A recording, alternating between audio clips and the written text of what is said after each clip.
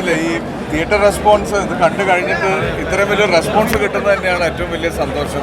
തിരിച്ചഭിനയൊന്നുമില്ല, എല്ലാവരും നല്ല അടിപൊളിയായിട്ട് അഭിനയിച്ചിട്ടുണ്ട്. ഒരേ ലെവലിൽ പോയിട്ട് ആഫ്രിക്ക ഇടയ്ക്കിടയ്ക്ക് ഒന്ന് എന്താ പറയുക രസിപ്പിച്ചിട്ടുണ്ട്. നല്ല രസമുണ്ട്, ഒരു രക്ഷയില്ല. എന്താ പറയുക, നല്ല രണ്ട് പോലീസുകാർ പിന്നെ ഒരു രക്ഷയില്ല. ഞാനൊരു വിശന്നിട്ട് പോലും പുറത്തിറങ്ങിയിട്ടില്ല, അതാണ് അവസ്ഥ. നല്ല മൂവി, ഒരു രക്ഷയില്ല. ആസിഫലിയൊക്കെ സൂപ്പറായിട്ടുണ്ട്. ഈഗോ രണ്ടുപേർക്കും ഞാൻ കണ്ടിട്ടില്ല. അവർ നമ്മുടെ ലൈഫിൽ ഇപ്പോൾ സിനിമയിലാണെങ്കിൽ അങ്ങനെയൊക്കെയുള്ള കുറേ പ്രശ്നങ്ങളുണ്ട്. അവരുടെ സംസാരിച്ചാൽ തീരും. ഇങ്ങനത്തെ സിറ്റുവേഷൻ വരുമ്പോൾ കൂടുതൽ ശരിക്കും നമ്മുടെ അടുത്തേക്കുള്ള സുഹൃത്തുക്കളല്ല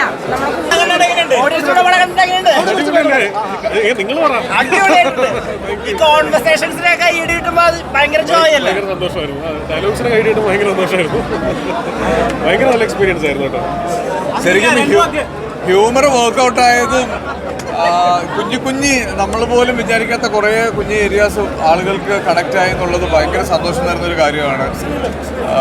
എന്താ പറയുക, ഞാൻ പറഞ്ഞില്ലേ, ഈ തിയേറ്റർ റെസ്പോൺസ് ഇത് കണ്ടു കഴിഞ്ഞിട്ട് ഇത്രയും വലിയ റെസ്പോൺസ് കിട്ടുന്നത് തന്നെയാണ് ഏറ്റവും വലിയ സന്തോഷം അല്ലേ? എന്നാ പറയും. ഉറപ്പായിട്ടും വരും.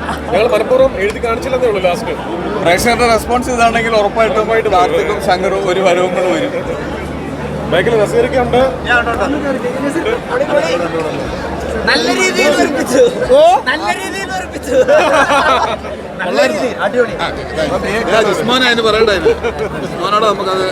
ഞങ്ങളുടെ സോഷ്യൽ സ്റ്റേഷനിലെ ജോജി സാറുണ്ട്,